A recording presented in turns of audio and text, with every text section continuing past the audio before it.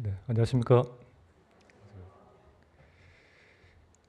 앞에서 나오면서 보니까 좀 희미하게 보여서 중간에 꺼도 괜찮을까요? 좀 낫나요? 네.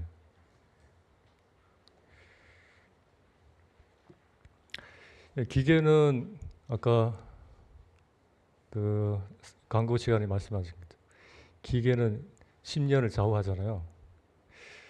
근데 평생을 좌우하는 거를 오늘 이야기하려고 합니다. 또 평생 신앙생활 잘 할 수 있는 비결, 내가 왜 안 되는지 그 이유도 거기에 포함되어 있죠. 예, 누구신지 아십니까? 예. 자매님들 아시는 분은 남이자매님밖에 없지 싶은데 축구를 좋아하시는 분들은 알죠. 여기 손흥민 선수를 월드 클래스 월클로 만든 아버지 송웅정 씨입니다. 이제 이분이 이런 말을 했어요. 손흥민이에게 기본기를 만드는데 시간을 7년을 시간이 걸렸다. 7년이 걸렸대요. 기본기를 만드는 데 있어서. 계속 기본기를 만든 거예요. 그래서 지금의 손흥민이 됐다고 합니다. 그렇습니다. 신앙도 기본만 탄탄하면 평생을 간다고 생각해요. 처음에 구원받았을 때 초신자 때 그리고 청년 때 이때 진짜 기본기를 잘 만들어 놓으면 그 미래가 보이거든요. 그대로 살겠다. 근데 그게 제대로 안 되면은 계속 힘들게 평생 교회 생활 하는 걸 보게 됩니다. 그래서 제목을 교회 시작 기본에 힘쓰다라는 제목으로 말씀 나누겠습니다. 미국의 대표적인 미래 교회 학자인 레너드 스위터라는 박사님이 이 교회를 4단계로 분류를 했어요. 첫 단계는 사명 중심 교회로 순수하게 건강한 교회로 이제 시작을 해요. 그런데 다음 단계로 넘어갑니다. 목회적 교회. 그러니까 행정적인 조직이 중요하게 여겨져서 일 중심으로 돌아가는 거예요. 그 다음에는 현상 유지적 교회. 어떤 교회죠? 과거에 갇혀 있는 교회. 옛날에는 잘했는데, 옛날에는 좋았는데, 그랬는데. 그래서 이 교회는 어떤 도전과 모험이 없습니다. 그리고 마지막 단계는 어떤 교회. 이런 교회들이 지금 다 무너졌죠. 유럽이 다 무너졌습니다. 박물관 교회, 극장식 교회죠. 구경만 하고 관람용 이제 그런 교회로 이제 전락했죠. 유럽이 그렇게 되었는데 이렇게 사명과 본질을 잃어버리면 교회는 결국 이렇게 관람용 박물관 교회로 될 수밖에 없다는 거예요. 그러면 이 사명과 본질을 지키려면 어떻게 해야 될까? 20세기에는 지금 21세기잖아요. 20세기 전 세계 교회 최대의 화두는 교회의 성장이었습니다. 여기저기 교회 성장을 하려면 어떻게 해야 되는지 막 전략을 배우고 기업에서도 쓰는 것도 이렇게 활용하고 막 그렇게 했어요. 그렇게 하다 보니까 질보다는 양적 성장에 이제 치중하다 보니까 문제점들이 이제 많이 생겨났죠. 그런데 지금은 21세기 지금은 성장 이상으로 이제는 성숙하고 건강한 교회가 중요한 시대가 되었다고 다 이야기합니다. 그럼 우리 교회도 지금도 좋죠. 우리 교회도 더 성숙하고 건강한 교회가 되려면 어떻게 해야 될까? 성경에서 그 답을 함께 찾아보면 좋겠습니다. 이제 본문 말씀을 한번 볼까요? 사도행전 2장 신약 189페이지입니다. 2장 41절 42절.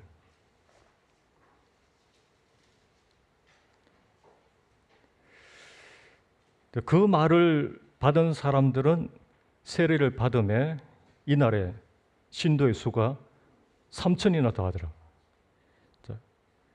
42절, 2장 42절.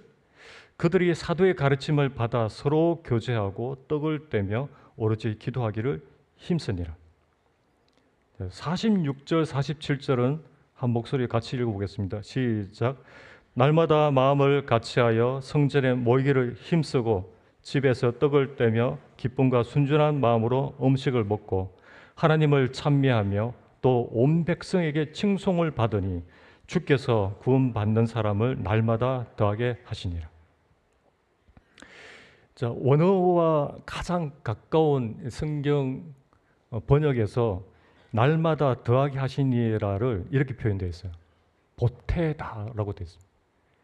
이러한 앞에의 삶이 시작되어지고 자리 잡아갈 때 주님께서 구원받는 사람들은 날마다 보태셨다고 이렇게 기록이 되어 있더라고요.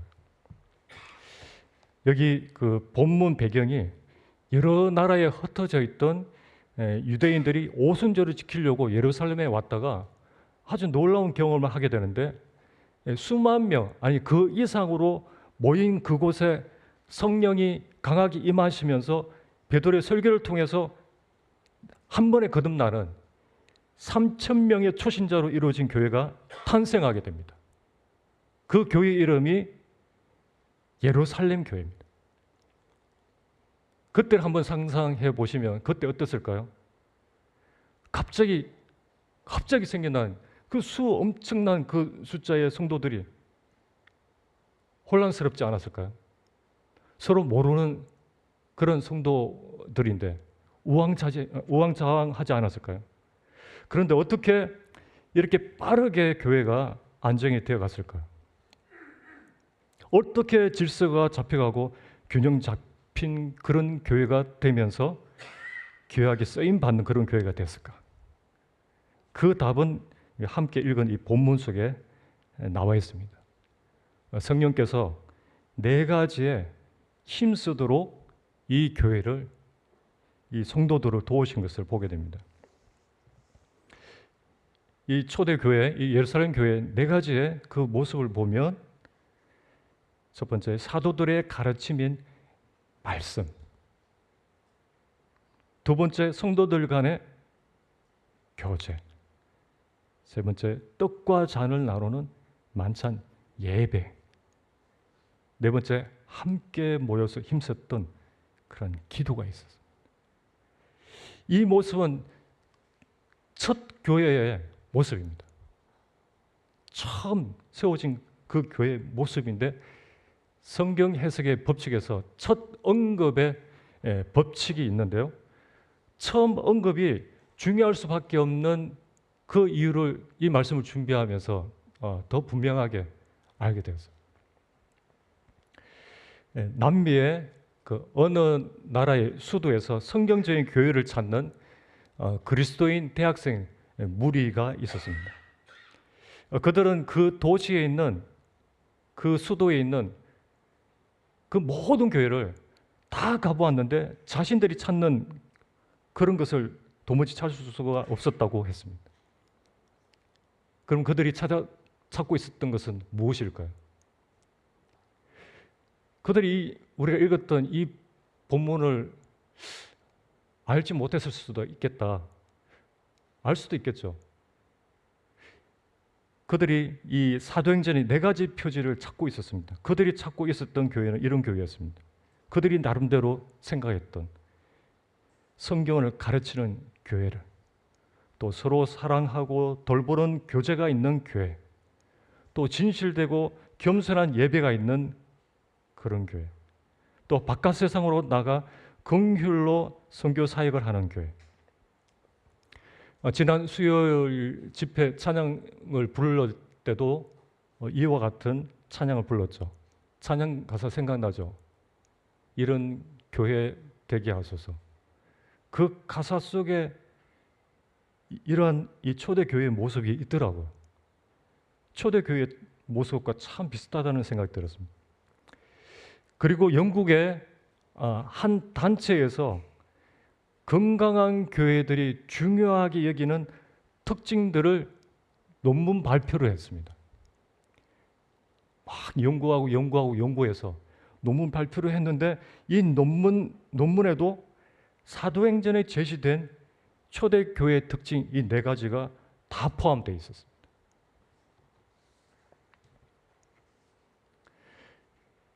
(42절) 끝에 이런 단어가 나오죠. 힘쓰니라는 단어가 나옵니다. 이 뜻이 어떤 것을 행하기를 고집하기 위해 큰 노력을 발휘하다. 계속적으로 어떤 습관적인 행동을 계속한다라고 하는 것입니다. 그러니까 그들은 무엇이 그렇게 중요했기에 그렇게 그들은 힘을 쏟았을까요? 이와 같은 단어가 사도행전 1장 14절에 나옵니다. 120명이 기도에 힘쓰다 라고 할 때 단어와 같아요. 또 6장 4절에도 사도들이 기도와 말씀 사역에 힘쓰다, 기도와 말씀 사역에 전무하다 와 같은 뜻입니다. 근데 쉬운 말로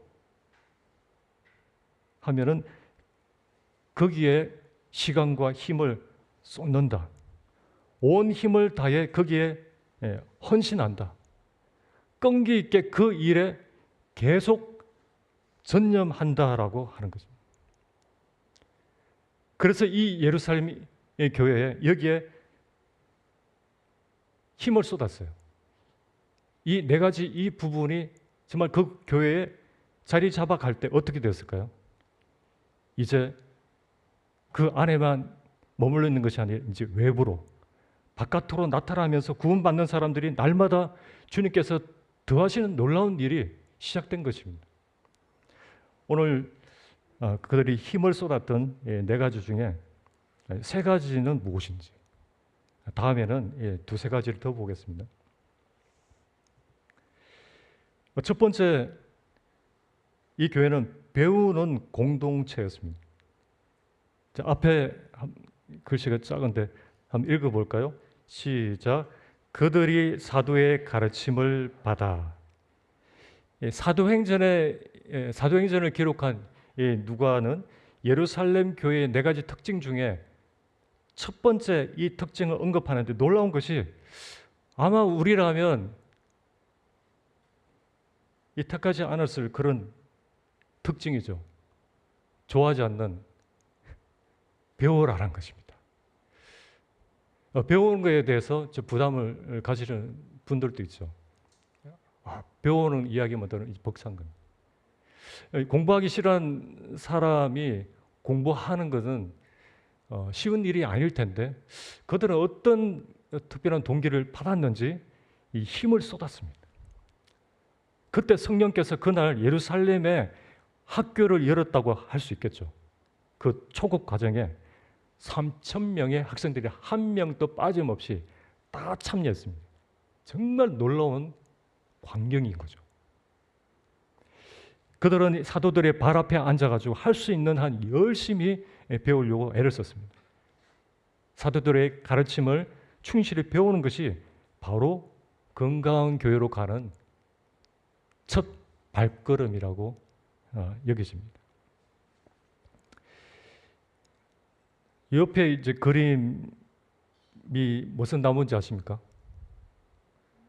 네, 우리 교회에는 감나무입니다. 감이 달려 있으면 감나무인 줄 아는데 지금은 안 달려 있어서 좀 희망이 안 보이죠. 그런데 제가 일을 저질렀습니다. 작년하고 극명하게 차이 나는 게 관심 있는 분들은 아는데 여기 그 바가지 모양으로 머리를 이렇게 깨끗하게 잘랐습니다. 안 그러면 이렇게 쭉 늘어져 있거든요. 제가 이렇게 했습니다. 왜냐하면 농사의 농도 모르는 사람이 일을 돕는다고 했는데 이렇게 아주 깔끔하게 잘랐죠. 그래서 이제 성도님들에게 오늘 이번 가을에 감이 많이 돌아가지 않을 겁니다. 저희 죄를 용서해 주십시오. 그래서 이번 이 겨울에도 이제 교회 가지치기를 할 텐데 제가 나타나면 다들 겁을 먹으실 것 같고, 그래서 저한테는 전화 안 하실 것 같은 생각이 듭니다. 이미 다 해놨으니까 집에서 쉬으라고. 저 시티아에서 박준영 형제님 말씀이 이제 생각이 나더라고요. 배워야 내가 모른다는 거 안다. 알아야 내가 모르고 있다는 것을 깨닫는다. 그렇습니다. 이거 배우면 배울수록 내 무지함이 그냥 계속 드러나는 거예요. 정말 모른다. 그럼 배우기 전에는 많이 안다고 생각했거든요. 계속 진짜 모른다는 것을 이렇게 밝게 보여주시더라고요. 배우면서. 변정학자 스코틀랜드에 이제 제임스 오런한 유명한 분이 계십니다. 이분이 국제표준 성경 백과사전을 편집한 아주 유명하신 분인데, 이분은 이 사도행전을 연구를 하면서 이것을 발견했어요. 초대 교회들이 가르침을 중요시했다는 것을 이제 아셔서 이런 말을 남겼죠. 세상에서 가르침을 가장 중요하게 여긴 종교가 있다면 그것은 바로 예수 그리스도, 즉 기독교라고 서슴없이 말할 수 있다. 그러니까 기독교만큼 배움을 중요하게 생각하는 그런 종교는 없다는 거죠. 하나님께서 그때 예루살렘 교회를 하나님께서 이 교회를 사용하시려고, 이 교회를 지키려고 가장 먼저 하신 일이 무엇이죠? 가르침, 배움이었다는 것을 알 수 있습니다. 이 배우는 일에 정말 전념한 그런 교회가 유익일 수밖에 없는 이유가 디모데후서 3장 16절에 있죠. 이걸 제가 짤막하게 적었는데, 모든 성경은 유익하다. 유익이라는 이 말의 그 헬라 어근을 살펴보면 이익이라고 합니다. 이익. 즉 남다라고 하는 상업적 의미가 들어있어요. 그러니까 배우면은 남는다. 무언가를 팔면은 이윤이 분명히 남잖아요. 그죠?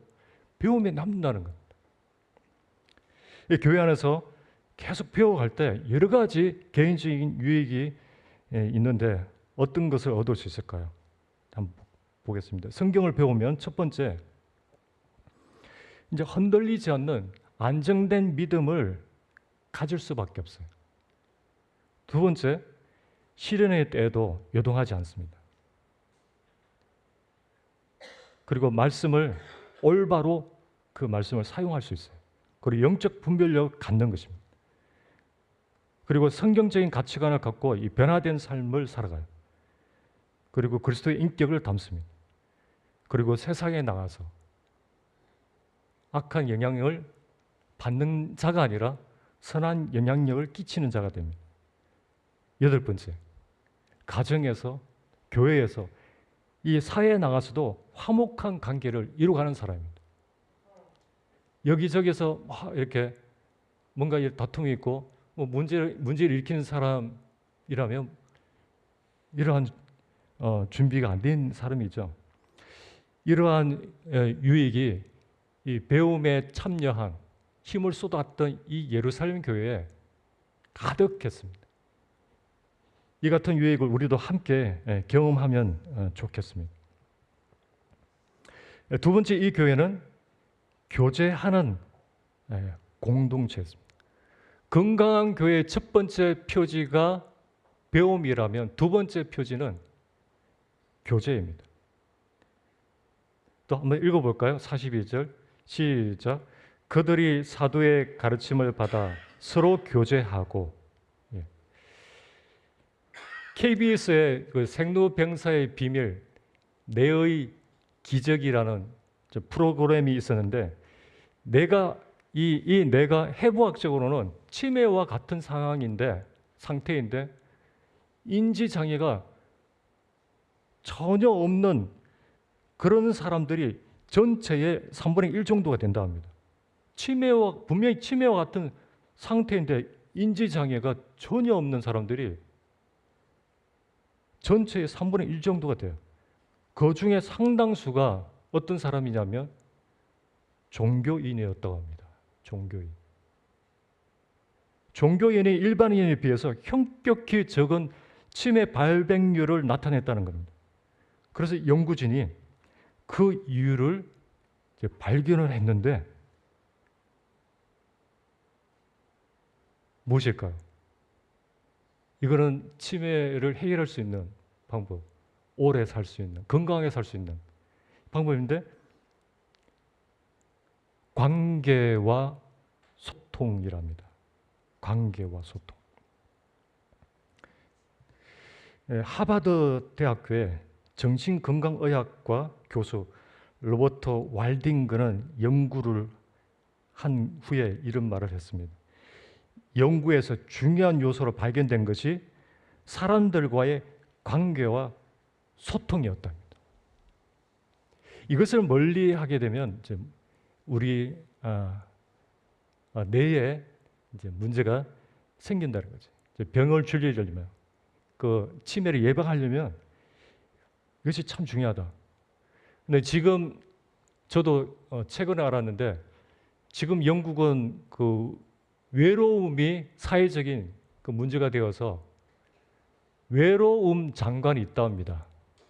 외로움 장관, 외로움 부처. 그러니까 관계 부재의 문제 때문에 이 부처가 생긴 거예요. 이런 문제점을 해결할 수 있는, 해소시킬 수 있는 이제 성경적인 방안을 말씀드릴게요. 첫 번째가 모이기를 힘쓰는 겁니다. 그래야 이 관계를 갖고 소통을 하죠. 두 번째가 친밀하고 다양한 교제를 해야 합니다. 이걸 거부하면 방법이 없어요.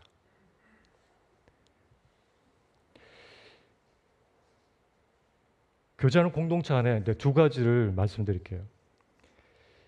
첫 번째는 교회는 모이는 공동체이다.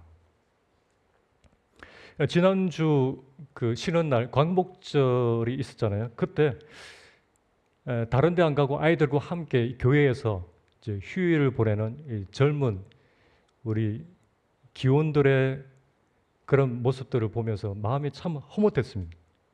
성도들이 이렇게 함께 모여서 함께 교제하는 모습은 구원받은 정상 중에 가장 유력한 정상이 이것입니다. 함께 모이고 함께 교제하는 그 모습. 구원받은 후에 거듭났을 때 일어나는 변화잖아요. 교회 가고 싶은 이유?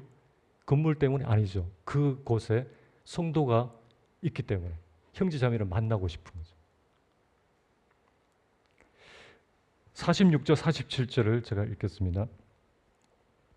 날마다 마음을 같이하여 성전에 모이기를 힘쓰고 집에서 떡을 떼며 기쁨과 순전한 마음으로 음식을 먹고 주께서 구원받은 사람을 날마다 더하게 하시니라. 앞에가 전제가 있는 거죠. 어떤 삶이 필요한 것이 말씀이 되겠습니다. 오순절 이후에 성도들은 매일매일 성전에 모여서 말씀을 배우고 기도를 했습니다. 그리고 또 어디에 모인다고요? 집집마다 집에 가서 떡을 떼면서 친교와 교제를 나누었습니다. 또 옆에 말씀 보시겠습니다. 이 말씀 한번 같이 읽겠습니다. 시작. 12제자 중에 하나로서 디두모라 불리는 도마는 예수께서 오셨을 때에 함께 있지 아니한지라. 다른 제자들이 그에게 이르되 우리가 주를 보았노라 하니 도마가 이르되 내가 그의 손에 못자국을 보며 내 손가락을 그 못자국에 넣으며 내 손을 그 옆구리에 넣어 보지 않고는 믿지 아니하겠노라 하니라.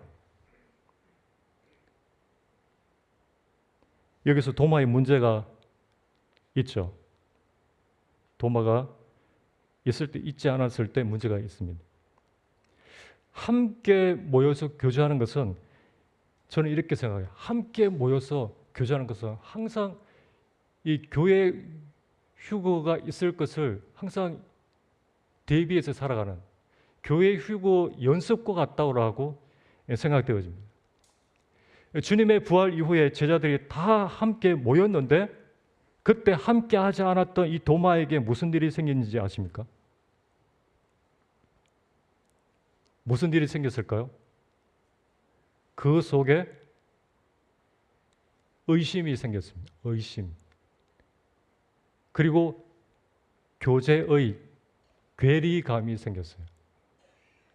믿음도 잃어버리고 관계도 멀어져 버린. 사도의 자격도 항상 주님과 함께했던 사람들 가운데서 추천이 되었습니다. 모이기를 힘쓴다는 것은 할 수 있는 대로 성도들이 함께하는 그곳에 함께한다는 것입니다.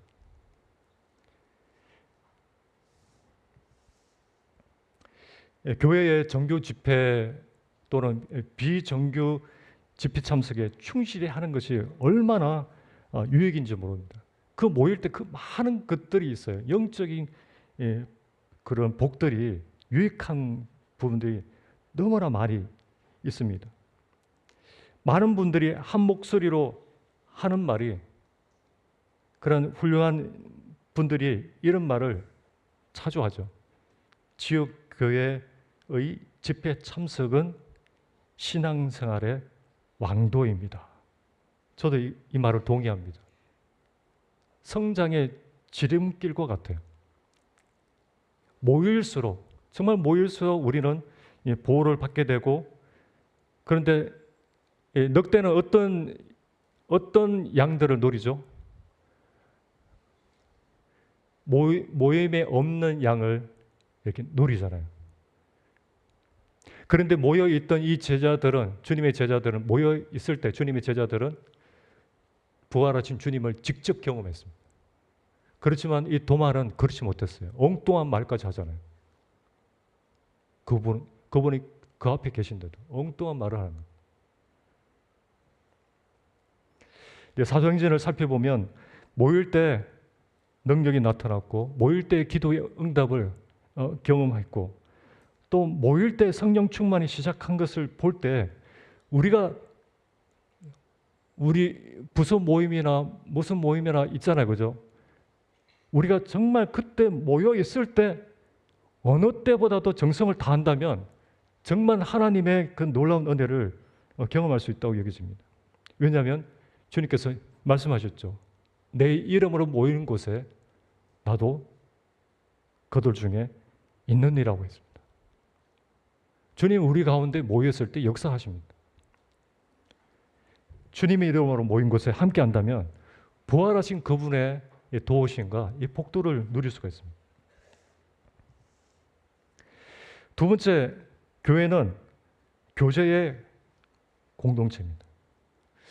우리는 사실 아무도 모르는 관계잖아요. 원래 모르는 사이입니다. 모르는 사이였습니다. 그런데 어떻게 이렇게 함께 터놓고 깊은 교제까지 할 수 있는 그런 관계가 됐을까요? 신기하지 않습니까?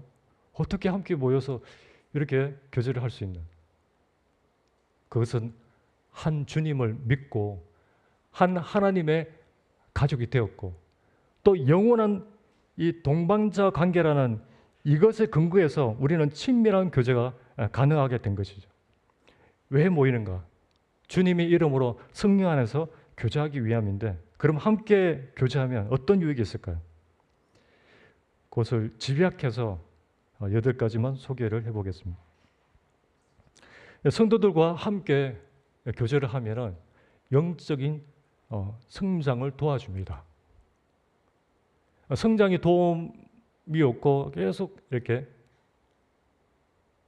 구원에 대해서, 기초적인 구원에 대해서 막 이렇게 왔다 갔다 이제 흔들리는 경우, 이것이 안 돼서 그런 거죠. 모임에 자주 모임을 소홀히 하고 교제 가운데 있지 않기 때문에 신앙생활이 어려운 이유가 그것입니다.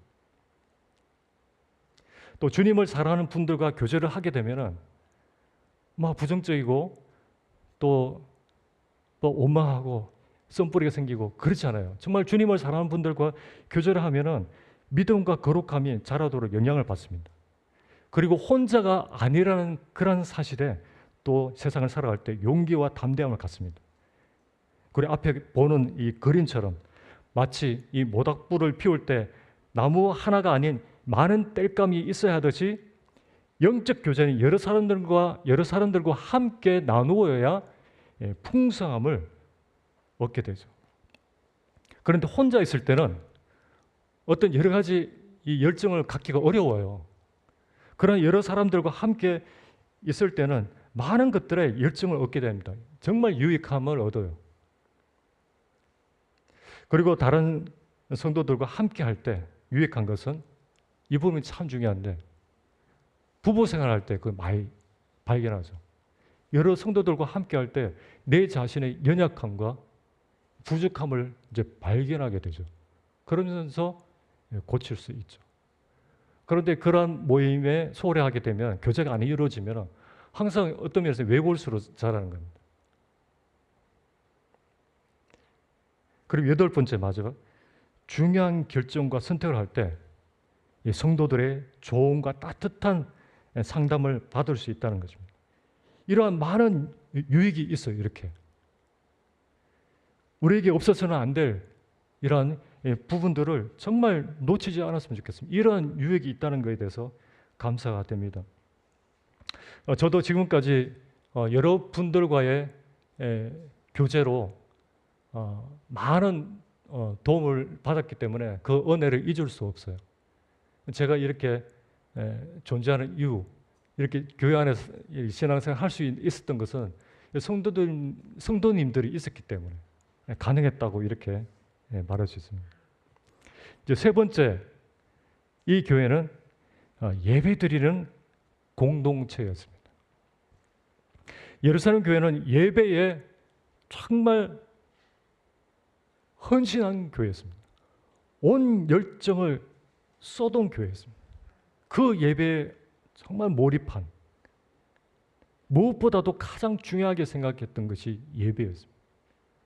예루살렘 교회는 서로에 대한 사랑을 표현한 것뿐만 아니라 또 무엇에 대한 사랑을 표현한 교회였을까요?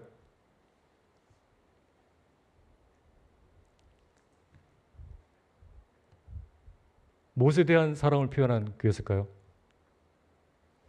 성도에 대한 사랑을 표현했다면 하나님, 우리 하나님에 대한 사랑을 표현하는 데 있어서 헌신된 교회였습니다. 서로에 대한 사랑을 표현하고 하나님께 대한 사랑을 표현하는 그런 교회. 42절 떡을 떼며 힘썼다고 여기 기록이 되어 있는데 떡을 뗀다는 것은 우리가 드리는 주님의 떡과 잔을 가지고 드리는 만찬 예배죠. 우리가 드리는 예배 형식을 말하는 것인데 그때 예루살렘 교회 성도들은 예수 그리스도께서 하신 일을 기념했고 또 그분께 감사했고 그분을 경배했습니다. 한 가지 제가 문제를 내보겠습니다. 앞에 답이 있긴 있지만 인간이 가장 아름다울 때가 언제일까요? 인간이 가장 아름다울 때가 언제입니까? 네, 맞습니다. 하나님을 예배할 그때가 우리가 가장 인간다울 때입니다. 왜냐하면 하나님이 하나님을 예배하도록 우리를 만드셨기 때문에, 지으셨기 때문이죠. 하나님께는 예배가 그분의 가장 큰 관심사입니다.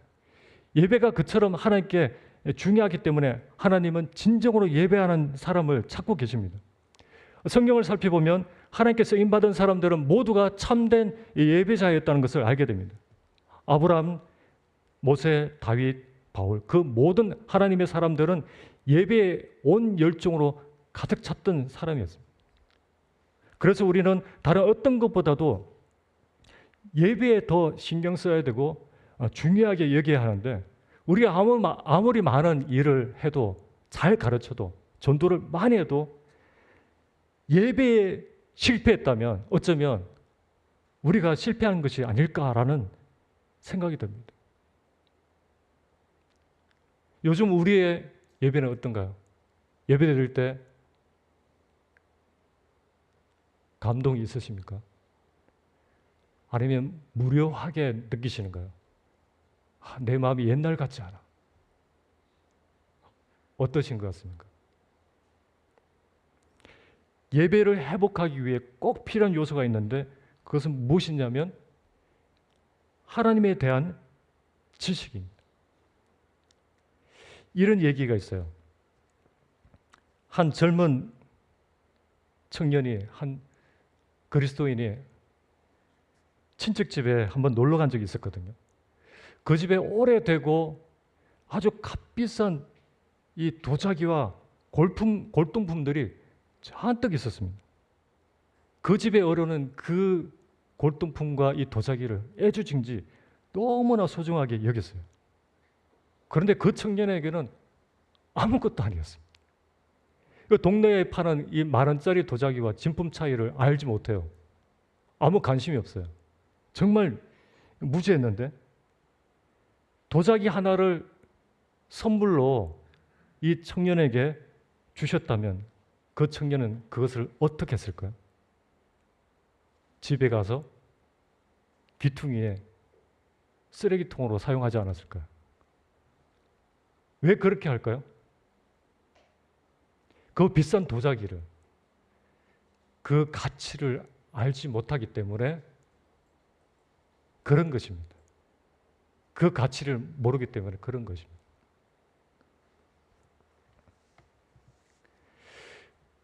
동방의 박사들, 그 세 사람, 동방의 박사들이 3명이라고 되어 있는데 그 숫자는 어떤 그 학자는 또 수없이 많은 무리라고 하더라고요.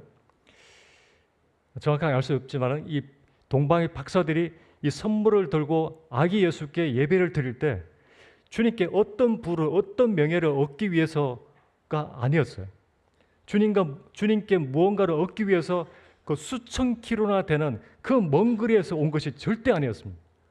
오직 주님 그분만 경배하기 위해서 온 것이었습니다. 황금과 유황과 이 모략의 예물을 들고서 그것도 단 한 번에 그 경배를 드리려고 그 9마일리 먼 거리에서 위험을 무릅쓰고 목숨을 잃을 수도 있는데 그 위험한 여행임에도 불구하고 이 예물을 꼭 드려야 했다는 것은 그들의 생애에 있어서 일생일대의 가장 중요한 일, 그만큼 그렇게 해야만 했던 그 이유는 참으로 가장 가치 있으신 경배의 대상이기 때문에 그렇게 한 것입니다. 그분이 어떤 분인지 모르는데 무슨 목숨을 걸고 이렇게까지 예배를 드릴까요? 그럴 수가 없습니다. 아는 만큼 그만큼만 예배를 드린 것입니다. 하나님을 섬기는 것도 하나님을 아는 만큼 그만큼만 섬기게 되더라고요. 저도 예배를 드릴 때 그 예배의 그 가치를 놓칠 때 제 마음이 좀 무료해질 때가 있더라고요. 최근에 이런 제 마음에 주님께서 한 가지 교훈을 주셨는데 그리고 난 뒤에 예배 시간이 은혜가 된 적이 있었습니다. 제게 이렇게 말씀하시는 것 같았습니다. 준규야, 예배의 태도를 바꿔봐라. 존귀한 너의 그 형제의 감사 기도가 아니냐. 그가 읽는 그 구절 하나하나, 내용 하나하나 거기에 몰입해서 묵상해봐라. 그렇게 했는데 그 형제님들의 그런 기도가 잘 들리고 이 마음이 동해지고 더 감동이 되는 것입니다. 또 한 가지 얘기를 하고 이제 마치겠습니다. 이제 어느 형제님께 들은 간증인데요. 이 컴퓨터 프로그램 쪽으로 아주 탁월하신 한 형제님이 계신데 그분이 젊을 때 한국에서 아주 유명한 교회죠. 저도 가보았는데 온누리 교회에서 그 형제님이 근무하실 때의 일입니다. 그분이 거기서 근무할 때 워낙 삶이 신실하셔서 하영주 목사님께서 제의를 하셨어요. 형제, 우리 교회에 와서 함께 주님을 섬기자. 월급을 많이 줄 테니까 이 교회에서 함께 주님을 섬기자. 이렇게 스카우트 제의를 했는데 어떻게 했을까요? 거절하셨어요. 왜일까요? 형제님은 우리 모임에서 드리는 이 예배를 포기할 수가 없었습니다.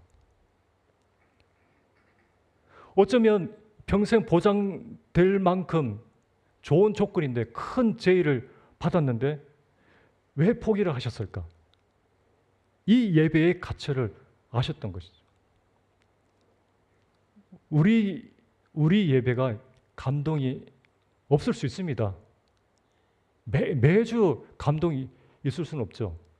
그러나 그때마다 이 하나님의 가치, 이 예배의 가치를 한 번씩 이 조용히 그분 앞에 나아가서 이렇게 물어보고 그분 앞에 내 마음을 돌아보는 것이 참 필요하다 이런 생각이 듭니다. 교회와 성도들, 이 예루살렘 교회, 그 성도들이 빠뜨리지 않고 힘을 쏟아야 할 이 기본적인 네 가지 중요한 이 신앙생활에 대해서 보았습니다. 처음 시작된 이 예루살렘 교회에 허락하신 이 네 가지의 교회 생활은 장차 여러 교회들과 이 선교 사역에 미칠 그 영향력을 갖추기 위한 하나님의 놀라운 지혜였다라고 말할 수밖에 없습니다.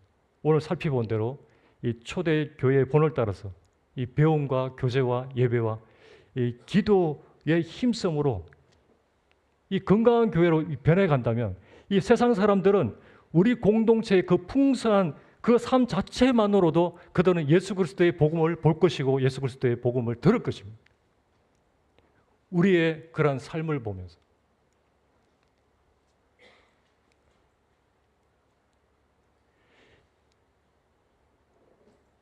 사실 이 기본기를